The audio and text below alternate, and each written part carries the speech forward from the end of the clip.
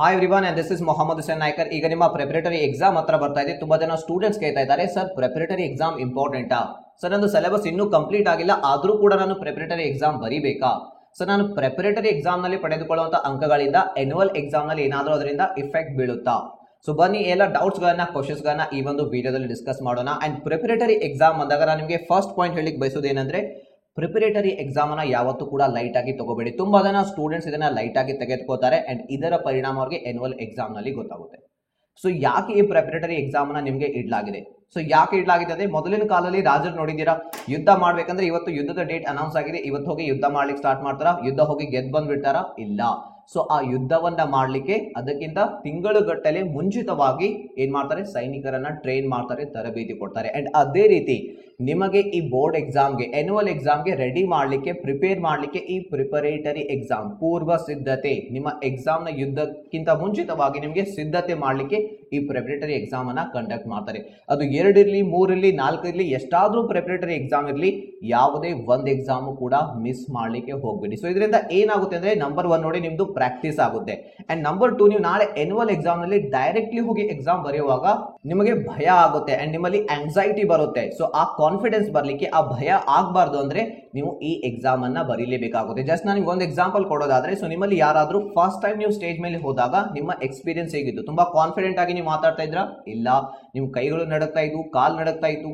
So ಯಾಕೆ ಇಲ್ಲಿ ಭಯ ಬರ್ತಾ ಇತ್ತು? ಯಾವುದೇ ಕೆಲಸವನ್ನ ಫಸ್ಟ್ ಟೈಮ್ ಮಾಡುವಾಗ ಅಲ್ಲಿ ಭಯ ಬರುತ್ತೆ. ಸೊ ಆ ವಾತಾವರಣದಲ್ಲಿ ನೀವು ಕಂಫರ್ಟೇಬಲ್ ಆಗಿ ಎಕ್ಸಾಮ್ ಬರೀಲೇಬೇಕಂದ್ರೆ ಇವತ್ತು ನೀವು ಈ ಪ್ರಿಪರೇಟರಿ ಎಕ್ಸಾಮ್ಸ್ ಅನ್ನ ಸೀರಿಯಸ್ ಆಗಿ ತಗೊಂಡು ಬರೀಬೇಕಾಗುತ್ತೆ. ಸೊ ಯಾವತ್ತೂ ಕೂಡ ಇದನ್ನ ಲೈಟ್ ಆಗಿ ತಗೋಬೇಡಿ. ನಿಮ್ಮ ಫ್ರೆಂಡ್ಸ್, ನಿಮ್ಮ ಟೀಚರ್ ಯಾರಾದ್ರೂ ಏನೋ ಹೇಳಿ, ಸೊ ಅದು ಇಲ್ಲಿ ನಿಮ್ಮ ಪ್ರಿಪರೇಟರಿ ಎಕ್ಸಾಮ್ ನಲ್ಲಿ ಬರುವಂತಹ ಸ್ಕೋರ್ ನಿಂದ ಎನ್ಯುವಲ್ ಎಕ್ಸಾಮ್ ನಲ್ಲಿ ಇಂಪ್ಯಾಕ್ಟ್ ಬೀಳದೇ ಇರಲಿ. ಸೊ ಅದರ ಬಗ್ಗೆ ತಲೆ ಕೆಡಿಸ್ಕೋಬೇಡಿ. ಜಸ್ಟ್ ಹೋಗಿ ಪ್ರಿಪರೇಟರಿಯನ್ನ ಎಕ್ಸಾಮ್ ಬರೆದು ಬನ್ನಿ. ಅಂಡ್ ದೆನ್ ತುಂಬಾ ಜನ ಸ್ಟೂಡೆಂಟ್ಸ್ ಕೇಳ್ತಾರೆ, ಸರ್ ನಂದು ಇನ್ನು ಸಿಲೆಬಸ್ ಕಂಪ್ಲೀಟ್ ಆಗಿಲ್ಲ, ಸೊ ಆದ್ರೂ ಕೂಡ ನಾನು ಈ ಎಕ್ಸಾಮ್ ಅನ್ನ ಬರಿಬೇಕಾ, ಪ್ರಿಪರೇಟರಿ ಎಕ್ಸಾಮ್ ಅನ್ನ? ಎಸ್, ಬರಿಬೇಕು. ಸಿಲೆಬಸ್ ಎಷ್ಟು ಕಂಪ್ಲೀಟ್ ಆಗಿದೆ, ಅದು 1 ಚಾಪ್ಟರ್ ಆಗಿರ್ಲಿ, 2 ಚಾಪ್ಟರ್ ಆಗಿರ್ಲಿ, ಹೋಗಿ ಎಕ್ಸಾಮ್ ಅನ್ನ ಬರೆದು ಬನ್ನಿ. ಯಾಕೆ ಅಂದ್ರೆ, ನೀವು ಏನು ಓದಿದ್ದೀರಾ ಅದು ಅದರಲ್ಲಿ ಪರ್ಫೆಕ್ಟ್ ಇದೀರೋ ಇಲ್ಲೋ ಅನ್ನೋದು ನಿಮಗೆ ಗೊತ್ತಾಗುತ್ತೆ ನೀವು ಪ್ರಿಪರೇಟರಿ ಎಕ್ಸಾಮ್ ಅನ್ನ ಬರೆದಾಗ. ಫಾರ್ ಎಕ್ಸಾಂಪಲ್ ಅನ್ಕೊಳ್ಳಿ, ನಿಮಗೆ 80 ಮಾರ್ಕ್ಸ್ ನ ಕ್ವಶನ್ ಪೇಪರ್ ಇದೆ.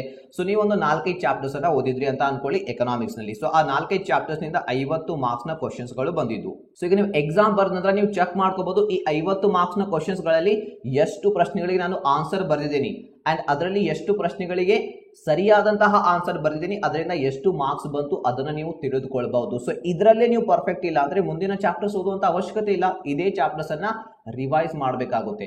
ಸೊ ಇಲ್ಲಿ ನಾನು ನಿಮಗೆ ನನ್ನ ಫ್ರೆಂಡ್ ಎಕ್ಸಾಂಪಲ್ ಕೊಡ್ತೀನಿ. ಅವನು ಕೆಲವು ತಿಂಗಳ ಹಿಂದೆ ಒಂದು ಕಾಂಪಿಟೇಟಿವ್ ಎಕ್ಸಾಮ್ ಬರ್ದ. ಸೊ ಅವಾಗ ನನ್ಗೆ ಹೇಳ್ದ, ಸೊ ನಂದು ಕಂಪ್ಯೂಟರ್ ಇನ್ನು ಸಿಲೆಬಸ್ ಕವರ್ ಆಗಿಲ್ಲ, ಇಂಗ್ಲಿಷ್ ನಾನು ಮುಗಿಸಿಲ್ಲ. ಸೊ ಎಕ್ಸಾಮ್ ಬರ್ದ್ ಬಂದ. ಸೊ ಅದ ನಂತರ ನಾನು ಅವನಿಗೆ ಒಂದ್ ಮಾತು ಹೇಳಿದೆ, ನೀನೇನ್ ಕ್ವಶನ್ ಪೇಪರ್ ಇದೆಯಲ್ಲ ಅದನ್ನ ಅನಲೈಸ್ ಮಾಡು, ಎಷ್ಟು ಕ್ವಶನ್ಸ್ ಅನ್ನ ಸರಿಯಾಗಿ ಮಾಡಿದ್ಯಾ, ನಿನ್ನ ಸಿಲೆಬಸ್ ನಿಂದು ನೀನು ಕವರ್ ಮಾಡಿರುವಂತ ಸಿಲೆಬಸ್ ನಿಂದ ಎಷ್ಟು ಕ್ವಶನ್ಸ್ ಬಂದಿದ್ದು ಅಂಡ್ ಅದರಲ್ಲಿ ನೀನು ಎಷ್ಟು ಕ್ವಶನ್ಸ್ ಗಳಿಗೆ ಸರಿಯಾಗಿ ಆನ್ಸರ್ ಮಾಡಿದ್ಯಾ ಅಂತ ಹೇಳಿ. ಬಟ್ ಅವನು ಇಗ್ನೋರ್ ಮಾಡ್ದ. ನನ್ನದು ಸಿಲೆಬಸ್ ಇನ್ನೂ ಕಂಪ್ಲೀಟ್ ಆಗಿಲ್ಲ, ಸಿಲೆಬಸ್ ಕಂಪ್ಲೀಟ್ ಆದ ನಂತರ ನಾನು ಇದನ್ನ ಅನಲೈಸ್ ಮಾಡ್ತೀನಿ ಅಂತ ಹೇಳಿ.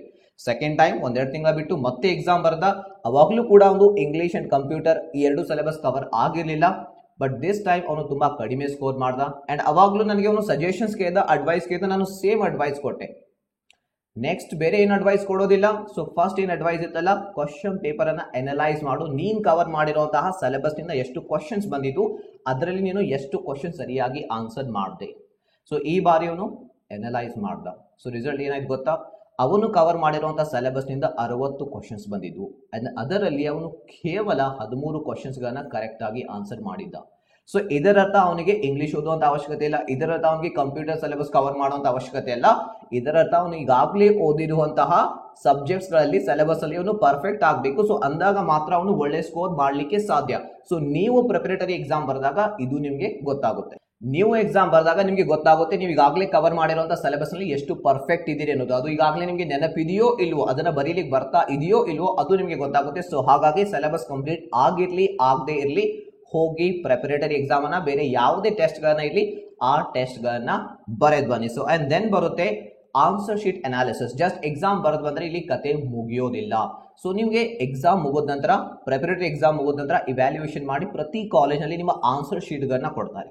ಕೊಡ್ಲಿಲ್ಲ ಅಂದ್ರೆ ಟೀಚರ್ ಅವ್ರಿಗೆ ಫೋರ್ಸ್ ಮಾಡಿ, ರಿಕ್ವೆಸ್ಟ್ ಮಾಡಿ ಇಸ್ಕೊಳ್ಳಿ ಅಂಡ್ ಅದನ್ನ ಅನಲೈಸ್ ಮಾಡಿ, ಪ್ರತಿ ಆನ್ಸರ್ ಅನ್ನ ಅನಲೈಸ್ ಮಾಡಿ, ಎಲ್ಲಿ ಮಾರ್ಕ್ಸ್ ಕಟ್ ಆಗಿದೆ, ಯಾಕೆ ಮಾರ್ಕ್ಸ್ ಕಟ್ ಆಗಿದೆ, ಸೊ ಗೊತ್ತಾಗ್ತಾ ಇಲ್ಲ ಅಂದ್ರೆ ಹೋಗಿ ನಿಮ್ಮ ಟೀಚರ್ಸ್ಗೆ ಕೇಳಿ ಎಲ್ಲಿ ಮಾರ್ಕ್ಸ್ ಕಟ್ ಆಗಿದೆ ಅಂತ ಹೇಳಿ.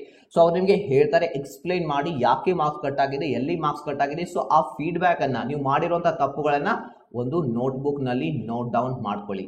ಸೊ ತಪ್ಪುಗಳನ್ನ ಎಲ್ಲರೂ ಮಾಡ್ತಾರೆ. ಈ ಪ್ರಿಪರೇಟರಿ ಎಕ್ಸಾಮ್ ನಲ್ಲಿ ತುಂಬಾ ಜನ ಸ್ಟೂಡೆಂಟ್ಸ್ ಕಡಿಮೆ ಸ್ಕೋರ್ ಬರುತ್ತೆ, ಬಟ್ ಯಾರು ಅದರಿಂದ ಕಲಿತಾರೆ ಅವರು ಈಸಿಲಿ ಒಳ್ಳೆ ಸ್ಕೋರ್ ಅನ್ನ ಮಾಡಬಹುದು ಎನ್ಯುವಲ್ ಎಕ್ಸಾಮ್ ನಲ್ಲಿ. ನೋಡಿ, ತಪ್ಪು ಮಾಡೋದು ಎಕ್ಸಾಮ್ ನಲ್ಲಿ ತಪ್ಪಲ್ಲ, ಬಟ್ ಒಂದೇ ತಪ್ಪನ್ನ ಪದೇ ಪದೇ ಮಾಡೋದು ಮಹಾ ತಪ್ಪು. ಎಕ್ಸಾಮ್ ನಲ್ಲಿ ತಪ್ಪುಗಳನ್ನ ಮಾಡಿ, ಬಟ್ ಮಹಾ ತಪ್ಪುಗಳನ್ನ ಮಾಡ್ಬಿಡಿ. ಸೊ ಹಾಗಾಗಿ ನಿಮ್ಮ ಆನ್ಸರ್ ಶೀಟ್ ಅನ್ನ ಅನಲೈಸ್ ಮಾಡಿ, ಅಂದಾಗ ಮಾತ್ರ ನಿಮ್ಮ ವೀಕ್ನೆಸ್ ಏನು, ನಿಮ್ಮ ಸ್ಟ್ರೆಂತ್ ಏನು ಅದು ನಿಮಗೆ ಗೊತ್ತಾಗುತ್ತೆ. ಅಂಡ್ ದೆನ್ ಲಾಸ್ಟ್ ಒನ್ ಬಂದು ಎಕ್ಸ್ಪೆರಿಮೆಂಟ್ ವಿತ್ ಡಿಫ್ರೆಂಟ್ ಮೆಥಡ್ಸ್. ಇದರ ಅರ್ಥ ಏನು? ನೋಡಿ, ಯಾವುದೇ ಸಬ್ಜೆಕ್ಟ್ ನ ಆನ್ಸರ್ ಕ್ವಶನ್ ಪೇಪರ್ ಸಾಲ್ವ್ ಮಾಡೋದು ಬಂದಾಗ ಬೇರೆ ಬೇರೆ ಸ್ಟೂಡೆಂಟ್ಸ್ ಬೇರೆ ಬೇರೆ ಅಪ್ರೋಚ್ ಅನ್ನ, ಬೇರೆ ಬೇರೆ ಮೆಥಡ್ ಅನ್ನ ಫಾಲೋ ಮಾಡ್ತಾರೆ. ಫಾರ್ ಎಕ್ಸಾಂಪಲ್, ಇಂಗ್ಲಿಷ್ ಅಂತ ಬಂದಾಗ ಕೆಲವೊಂದು ಸ್ಟೂಡೆಂಟ್ಸ್ ಮೊದಲು ಗ್ರಾಮರ್ ಅನ್ನ ಸಾಲ್ವ್ ಮಾಡ್ತಾರೆ ಎಕ್ಸಾಮ್ ನಲ್ಲಿ, ದೆನ್ ಅವರು 3, 4, 2 ಅಂಕದ ಪ್ರಶ್ನೆಗಳಿಗೆ ಆನ್ಸರ್ ಮಾಡ್ತಾರೆ. ಅದೇ ರೀತಿ ಅಕೌಂಟೆನ್ಸಿಲಿ ಬಂದಾಗ ಕೆಲವೊಂದು ಸ್ಟೂಡೆಂಟ್ಸ್ 6, 12 ಅಂಕದ ಪ್ರಶ್ನೆಗಳಿಗೆ ಆನ್ಸರ್ ಮಾಡ್ತಾರೆ, and then 1 and 2 marks questions ಗಳಿಗೆ ಆನ್ಸರ್ ಮಾಡ್ಲಿಕ್ಕೆ ಟ್ರೈ ಮಾಡ್ತಾರೆ. ಸೊ ಈ ಮೆಥಡ್ ಅನ್ನ ಫಾಲೋ ಮಾಡ್ತಾರೆ. ಸೊ ಇಲ್ಲಿ ನಿಮಗೆ ಯಾವ ಮೆಥಡ್ ವರ್ಕ್ ಆಗುತ್ತೆ ಅದನ್ನ ನೀವು ಎಕ್ಸ್ಪೆರಿಮೆಂಟ್ ಮಾಡಿ ನೋಡಬಹುದು. 1, 2, 3 ಪ್ರಿಪರೇಟರಿ ಎಕ್ಸಾಮ್ಸ್ ನಡೆಯುತ್ತೆ ಕೆಲವೊಂದು ಕಾಲೇಜಸ್ ಗಳಲ್ಲಿ, ಅಲ್ಲಿ ನಿಮಗೆ ಎಕ್ಸ್ಪೆರಿಮೆಂಟ್ ಮಾಡಿ ನೋಡ್ಲಿಕ್ಕೆ ಅವಕಾಶ ಸಿಗುತ್ತೆ. ಈ ಎಕ್ಸ್ಪೆರಿಮೆಂಟ್ ನೀವು ಆನ್ಯುವಲ್ ಎಕ್ಸಾಮ್ ನಲ್ಲಿ ಮಾಡ್ಲಿಕ್ಕೆ ಸಾಧ್ಯ ಇಲ್ಲ. ಸೊ ಅಲ್ಲಿ ಒಂದೇ ಅವಕಾಶ ಇರುತ್ತೆ, ಆ ಅವಕಾಶ ಕಳ್ಕೊಂಡ್ರೆ ಮತ್ತೆ ಅದು ಸಿಗೋದಿಲ್ಲ. ಸೊ ಹಾಗಾಗಿ ಇಲ್ಲಿ ಬೇರೆ ಬೇರೆ ಮೆಥಡ್ಸ್ ಅನ್ನ ಫಾಲೋ ಮಾಡಿ ನೋಡಿ. ಫಾರ್ ಎಕ್ಸಾಂಪಲ್, ನನ್ನ ಪರ್ಸನಲ್ ಎಕ್ಸ್ಪೀರಿಯನ್ಸ್ ಶೇರ್ ಮಾಡೋದಾದ್ರೆ, ನಾನು ಸೆಕೆಂಡ್ ಪಿ ಯು ಇದ್ದಾಗ ಇಂಗ್ಲಿಷ್ ನಲ್ಲಿ ನನಗೆ ಪೇಪರ್ ಕಂಪ್ಲೀಟ್ ಮಾಡೋದು ತುಂಬಾ ಡಿಫಿಕಲ್ಟ್ ಆಗ್ತಿತ್ತು, ಟೈಮೇ ಸಿಗ್ತಿರ್ಲಿಲ್ಲ. ಅದರಿಂದ 4 ಅಂಕದ 2 ಕ್ವಶನ್ಸ್ ಮಿಸ್ ಆಗ್ತಿದ್ವು, ಇಲ್ಲಾಂದ್ರೆ 6 ಅಂಕದ 1 ಕ್ವಶನ್ ನಾನು ಬಿಟ್ಟು ಬರ್ತಿದ್ದೆ. ಸೊ ಅದರಿಂದ ನೇರವಾಗಿ ನಾನು 8 ರಿಂದ 10 ಮಾರ್ಕ್ಸ್ ನಾನು ಅಲ್ಲಿ ಕಳ್ಕೊಳ್ತಿದ್ದೆ. ಸೊ ನಾನು ಅದನ್ನ ಸ್ವಲ್ಪ ಚೇಂಜಸ್ ಮಾಡಿ, ಅಂದ್ರೆ ಫಸ್ಟ್ ಗ್ರಾಮರ್ ಮುಗಿಸಿ ಅದರ ನಂತರ ನಾನು ಥಿಯರಿಯನ್ನ ಬರೀಲಿಕ್ಕೆ ಸ್ಟಾರ್ಟ್ ಮಾಡಿದೆ. ಅದರಿಂದ ನಂದು ಟೈಮ್ ಸೇವ್ ಆಗ್ಲಿಕ್ಕೆ ಸ್ಟಾರ್ಟ್ ಆಯಿತು. ಅಂಡ್ ಫೈನಲಿ ನಾನು ಆನ್ಯುವಲ್ ಎಕ್ಸಾಮ್ ನಲ್ಲಿ ಇಂಗ್ಲಿಷ್ ಪೇಪರ್ ಅನ್ನ ಕಂಪ್ಲೀಟ್ಲಿ ಆನ್ಸರ್ ಮಾಡಿದೆ, ಕಂಪ್ಲೀಟ್ ಆಗಿ ಮುಗಿಸಿದೆ. ಸೊ ಈ ರೀತಿ ನೀವು ಬೇರೆ ಬೇರೆ ಮೆಥಡ್ಸ್ ಅನ್ನ ಎಕ್ಸ್ಪೆರಿಮೆಂಟ್ ಮಾಡಿ ನೋಡಬಹುದು. ಆ ಒಂದು ಫ್ರೀಡಮ್ ಅವಕಾಶ ನಿಮಗೆ ಸಿಗುತ್ತೆ ಈ ಪ್ರಿಪರೇಟರಿ ಎಕ್ಸಾಮ್ ನಲ್ಲಿ. ಸೊ ಹಾಗಾಗಿ ಈ ಪ್ರಿಪರೇಟರಿ ಎಕ್ಸಾಮ್ಸ್ ಗಳನ್ನ ಲೈಟ್ಲಿ ತಗೋಬೇಡಿ, ಸರಿಯಾಗಿ ಇವನ್ನ ಸೀರಿಯಸ್ ಆಗಿ ತಗೊಂಡು ನೀವು ಸಿಲೆಬಸ್ ಕಂಪ್ಲೀಟ್ ಆಗಿರ್ಲಿ ಆಗದೆ ಇರ್ಲಿ ಹೋಗಿ ಎಕ್ಸಾಮ್ಸ್ ಅನ್ನ ಬರೆದ್ ಬನ್ನಿ. ಸೊ ಎಕ್ಸಾಮ್ ಬರೆಯೋದ್ರಿಂದ ಕತೆ ಮುಗಿಯೋದಿಲ್ಲ, ಅದನ್ನ ಅನಲೈಸ್ ಮಾಡಿ. ಸೊ ಅನಲೈಸ್ ಮಾಡೋದ್ರಿಂದ ಕೂಡ ಕತೆ ಮುಗಿಯೋದಿಲ್ಲ. ನೀವು ಮಾಡ್ತಾ ಇರುವಂತಹ ತಪ್ಪುಗಳನ್ನ ಸುಧಾರಿಸಿಕೊಂಡು ಅವುಗಳನ್ನ ರಿಪೀಟ್ ಆಗದ ಹಾಗೆ ನೋಡ್ಕೊಳ್ಳಿ, ಅಂದಾಗ ಮಾತ್ರ ನೀವು ಆನ್ಯುವಲ್ ಎಕ್ಸಾಮ್ ನಲ್ಲಿ ಒಳ್ಳೆ ಸ್ಕೋರ್ ಮಾಡಲಿಕ್ಕೆ ಸಾಧ್ಯ. ಅಂಡ್ ಈ ಒಂದು ವಿಡಿಯೋ ನೋಡಿದ್ದಕ್ಕಾಗಿ ನಿಮ್ಮೆಲ್ಲರಿಗೂ ತುಂಬಾ ಧನ್ಯವಾದಗಳು. Thank you for watching. And aim for 100 in all the subjects. ಎಲ್ಲ ಸಬ್ಜೆಕ್ಟ್ಸ್ ಅಲ್ಲಿ 100 ಔಟ್ ಆಫ್ 100 ಸ್ಕೋರ್ ಮಾಡುವಂತಹ ಪ್ರಯತ್ನ ಮಾಡಿ. ಅಂಡ್ ಎಸ್ಪೆಷಲಿ ಎಕನಾಮಿಕ್ಸ್ ನಲ್ಲಿ 100ಕ್ಕೆ 100 ಸ್ಕೋರ್ ಮಾಡುವಂತಹ ಪ್ರಯತ್ನ ಮಾಡಿ. ಎಕನಾಮಿಕ್ಸ್ ಗೆ ಸಂಬಂಧಿಸಿದಂತಹ ಎಲ್ಲ free content, free classes along with notes, test ಅವೆಲ್ಲವೂ ಕೂಡ ಅವೈಲೇಬಲ್ ಇದೆ ನಮ್ಮ ಯೂಟ್ಯೂಬ್ ಚಾನಲ್ ನಲ್ಲಿ. ಅಂಡ್ ನಮ್ಮ ಆಪ್ ನಲ್ಲಿ ನಿಮಗೆ free hand written notes plus ಅದರ ಜೊತೆಲಿ ಪ್ರಾಕ್ಟೀಸ್ ಟೆಸ್ಟ್ ಗಳು ಕೂಡ ಸಿಗುತ್ತೆ. ಅಷ್ಟೇ ಅಲ್ಲ, ಇಂಗ್ಲಿಷ್ಗಾಗಿ ಕಂಪ್ಲೀಟ್ ಆಗಿ ಫ್ರೀ ಒಂದು ಇಂಗ್ಲಿಷ್ ಗ್ರಾಮರ್ ಕೋರ್ಸ್ ಕೂಡ ಅಲ್ಲಿ ನಿಮಗೆ ಫ್ರೀ ಆಗಿ ಪ್ರೊವೈಡ್ ಮಾಡ್ತಾ ಇದೀವಿ. ಆಪ್ ಅನ್ನ ಇವತ್ತೇ ಡೌನ್ಲೋಡ್ ಮಾಡ್ಕೊಳ್ಳಿ. ಆಪ್ ನ ಲಿಂಕ್ ಕೂಡ ಡಿಸ್ಕ್ರಿಪ್ಷನ್ ಬಾಕ್ಸ್ ನಲ್ಲಿ ಕೊಡಲಾಗಿದೆ. ಸೊ ಇಷ್ಟೆಲ್ಲ ಕಾಂಟೆಂಟ್ ನಿಮಗೆ ಫ್ರೀ ಆಗಿ ಸಿಗ್ತಾ ಇದೆ. ಬಟ್ ಇದರ ನಂತರನೂ ಕೂಡ ನೀವು ಎಕನಾಮಿಕ್ಸ್ ನಲ್ಲಿ 100 ಔಟ್ ಆಫ್ 100 ಸ್ಕೋರ್ ಮಾಡಲಿಲ್ಲ ಅಂದ್ರೆ ನೀವು ತುಂಬಾ ರಿಗ್ರೆಟ್ ಮಾಡ್ತೀರಾ, ತುಂಬಾ ಪಶ್ಚಾತ್ತಾಪ ಪಡ್ತೀರಾ ಎಕ್ಸಾಮ್ ಆದ ನಂತರ. ಸೊ ಈ ಅವಕಾಶವನ್ನ ಕಳೆದುಕೊಳ್ಬೇಡಿ. ಸೀರಿಯಸ್ ಆಗಿ ನೆಕ್ಸ್ಟ್ 2 ಮಂತ್ಸ್ ವರೆಗೆ ಪ್ರತಿದಿನ 8 ರಿಂದ 10 ತಾಸು ಸ್ಟಡಿ ಮಾಡಿ. ಸೊ ಈಸಿಯಾಗಿ, ಸುಲಭವಾಗಿ ನೀವು ಸೆಕೆಂಡ್ PUC ಎಕ್ಸಾಮ್ ನಲ್ಲಿ 90 ಅಬೌವ್ ಸ್ಕೋರ್ ಮಾಡಬಹುದು. And once again, thank you for watching this video. Have a nice day and wish you all the best, and I will see you in the next video.